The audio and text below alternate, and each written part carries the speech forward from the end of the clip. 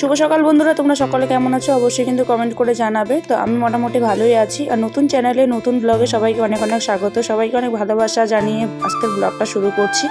তো চলো, আমি আজকে সারাদিনে কী করছি না করছি সবটাই তোমাদের সঙ্গে শেয়ার করব। তোমরা তো যারা আমার আগের চ্যানেলে আগের ভিডিওগুলো দেখেছো তারা জানো যে আমি সকাল থেকে রাত পর্যন্ত কী করি না করি সবটাই ব্লগের মধ্যে শেয়ার করি। তবে আমার চ্যানেলটা পলিবাণী টুয়েম চ্যানেলটা হারানোর পর থেকে এমনই হয়ে গেছি যে না কোনো কিছু ব্লগ করতে পারছি না, কিছু করতে পারছি ঠিক রকমভাবে কোনো কিছু করতে পারছি না। ইউটিউব ইনস্টাগ্রাম সেরকমও চালাতে পারছি না। আর হচ্ছে ফেসবুকে শুধু জাস্ট যতটুকু পোস্ট করার করছি, আর কিছুই না। অনেকের সাথে যোগাযোগ বন্ধ হয়ে গেছে, বিচ্ছিন্ন হয়ে গেছে। তো আমার যেহেতু শরীরটা দুদিন থেকে খুবই খারাপ, তো সেই কারণে হচ্ছে সিদ্ধ ভাত সকাল সকাল চান করে সিদ্ধ ভাতটা বসিয়ে দিয়েছিলাম। আর ঘরের বাসি ঝাড় দেওয়া, বাসনপত্র গোছানো সেগুলো হয়ে গেছে, কিন্তু আমি তোমাদের সঙ্গে শেয়ার করতে পারিনি। তো শাড়ির কালেকশনের একটা ভিডিও আমি সেটা করেছিলাম, একটা শর্ট ভিডিও। তোমরা আমার পলিরয় ব্যাকেটে পম্পি যে মানে ফেসবুক পেজটা আছে, ওখানে তোমরা পেয়ে যাবে সেই ভিডিওটা। এদিকে হচ্ছে দুপুরের জন্য মানে সকালে হচ্ছে ওই 10টা নাগাদ রান্নাটা বসিয়েছিলাম, তো ভাবলাম দুপুরেরও হয়ে যাবে। রান্নাটা করতে করতে অনেকটাই সময় হয়ে গেছে। এখানে সরিষা বাটা, পেঁয়াজ রসুন আদা বাটা দিয়ে একটা মাছ বানাবো, মানে মাছের একটুখানি রস করব। আর তার সাথে হচ্ছে রয়েছে একটা ঘন্ট, মানে মাছের মাথা দিয়ে বানাবো। আর এদিকে দেখো এক হাতে মেখে নিয়ে কাজ করছি, মানে মেখে নিয়েছি, আর এক হাতে কিন্তু আমি রান্নাটা করছি। খুবই কষ্টদায়ক এবং বেদনাদায়ক আমার এই জীবনটা। আর আমার এই সংসারের যাবতীয় তোমাদের সঙ্গে শেয়ার করি। তোমরা জানো অনেকেই হয়তো অনেক রকমের কমেন্ট করো, অনেকেই অনেক রকমের ভাবনা চিন্তা করো।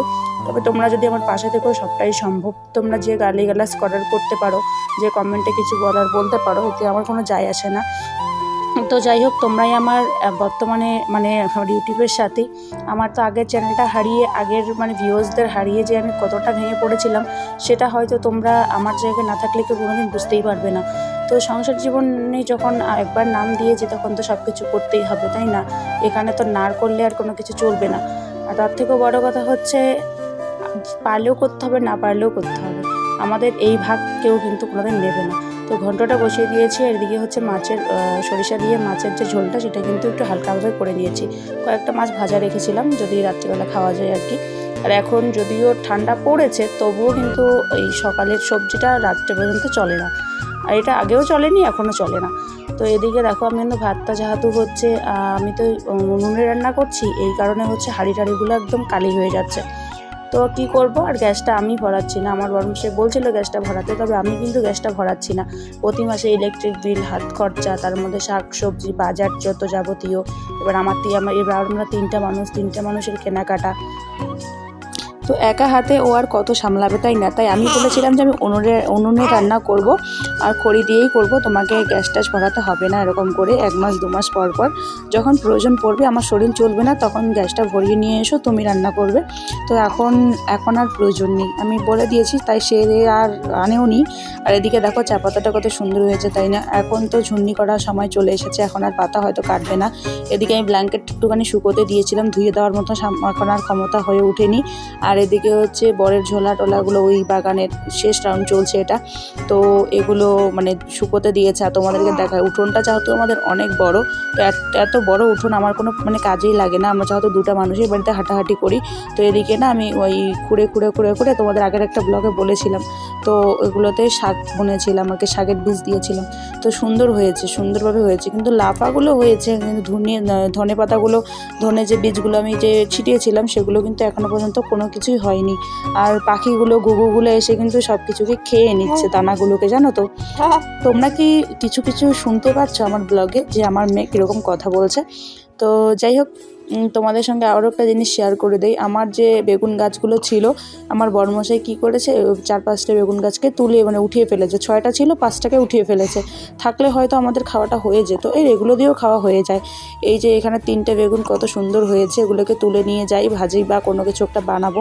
তো অনেক কিছু। এদিকে আমাদের পটলগুলো ছিল, লঙ্কাগুলো যখন ছিল, লঙ্কাগুলো তো এখন উঠিয়ে দিয়েছে। তো তখন মানে ব্যাপারটা কীরকম হয়েছে বলো তো, মানে আমাদের বাড়ি দিয়েই হয়ে যায় অনেকটা, পটল, বেগুন, লঙ্কা সবার প্রয়োজন পড়ে না। তাই টুকিটাকি শাক বুনে রাখলে কি ওটা দিয়েই চলে যায়। আর এখন যা জিনিসপত্রের দাম বেড়েছে।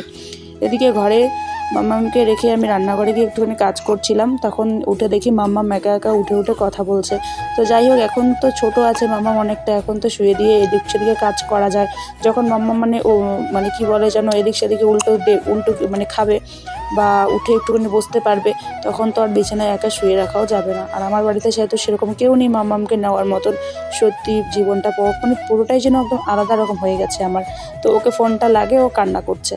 আর এখনও আমার মাম্মামের কিন্তু 3 মাসও হয়নি। তোমাদেরকে আমি কয়দিন হচ্ছে সেটা পরের একটা ব্লগে বলে দেবো। তো চলে এসেছিলাম রান্নাঘরে এসে এই দেখো সব কিছুকে কী কী রান্না করেছি তোমাদের সঙ্গে একবার লাস্ট মানে একবার দেখিয়ে দিই। এখানে কবি ঘন্টটা রয়েছে, তার সাথে কিন্তু রয়েছে আমাদের চিকেন, আর তার সাথে হচ্ছে সরিষে দিয়ে মাছের একটুখানি ঝোল করেছি। তো আজকে এইটুকুই, আর দেখা যাক পরে যদি কিছু বানানো যায়। তবে আমি তো ভুলেই গেছিলাম যে আমি সেন্টার থেকে খিচুড়িটা যে পাই সেই খিচুড়িটা নিয়েছিলাম, আর সেই খিচুড়িটা দিয়ে হচ্ছে ওই চিকেন কষাটা আর একটুখানি সবজি নিয়েছি কবি ঘন্ট, সেটাই আমি দুপুরের খাওয়াটা খেয়ে নিলাম। খাওয়া দাওয়ার পরে দেখো পুরো ঘর কিন্তু একবারে ঝকঝকে করে একটুখানি ধুয়ে নিয়েছি, কারণ হচ্ছে যতটুকু সময় পাচ্ছি মেয়েকে ঘুম টুম পাড়িয়ে টাড়িয়ে এর কোলে ওর কোলে দিয়ে কাজগুলো সেরে নিচ্ছি। আর আমাদের তো সেরকম এখানে কেউ নেই যে মেয়েকে একটু কোলে নেব। তো আমার সোনামণি মেয়েটাকে, আমার লক্ষ্মী মেয়েটাকে একটুখানি শুয়ে দিলাম, মানে ঘুমিয়েছিল। তো তারপরে চলে গেলাম বিকেলবেলা এই 4:30 নাগাদ শাক তুলতে। তো শাক তুলতে আবার কোথায় যাব, আমাদের যে উঠোনটা আছে উঠোনের চারপাশে তো কত ঘাস, তোমরা তো দেখেছো। তো সেখানেই শাক তুলছি, আমাদের বেড়াগুলোর পাশে এই শাকগুলো হয়েছে। এই শাকগুলো কিন্তু গ্রামে যারা মানে যাদের বাড়ি গ্রামে তারাই একমাত্র চিনবে, তারা ভালোভাবেই চিনবে। আর এই শাকগুলো খেতেও দারুণ টেস্টি হয়, গ্রামের বেশিরভাগ লোকেই কিন্তু এগুলো খায়। তো জানি না তোমরা কে কে খাও কে কে খাও না, অবশ্যই কিন্তু কমেন্ট করে আমাকে জানাবে, ঠিক আছে। তো এদিকে দেখো ফুলগুলো আমার কত সুন্দর হয়েছে, আবার অনেক অনেক গাছ কিন্তু নষ্ট হয়ে গেছে। তো আমার শাক তোলার জন্য আর কোথাও যেতেই লাগে না, বাড়ির আশেপাশে প্রচুর শাক হয়ে যায়। তো লাউয়ের ডগা কেটেছিলাম 2-3টে, সেগুলো রান্না হয়ে গেল। আর আমি এখন আপাতত কোনো কিছু খাবো না, খিচুড়িটা দুপুরবেলা খেয়ে নিয়েছিলাম, আর এটা দিয়েছিলাম হচ্ছে বরমশাইকে খেতে। তো চলো বরমশাই খেয়ে নে। তো এদিকে কিন্তু আমার মেয়ে উঠে গেছে, এখন মেয়েকে নিয়ে আমার বাকি সময়টা কাটবে। তো যাই হোক, ভিডিওটা আর বেশি বড় করছি না, ভিডিওটা আজকের মতো এখানেই শেষ করছি। কেমন হয়েছে ভিডিওটা অবশ্যই কিন্তু কমেন্ট করে জানাবে। আর যদি তোমাদের ভিডিওটা ভালো লাগে একটুও, তাহলে লাইক কমেন্ট শেয়ার এবং সাবস্ক্রাইব করে আমার পাশে থাকবে।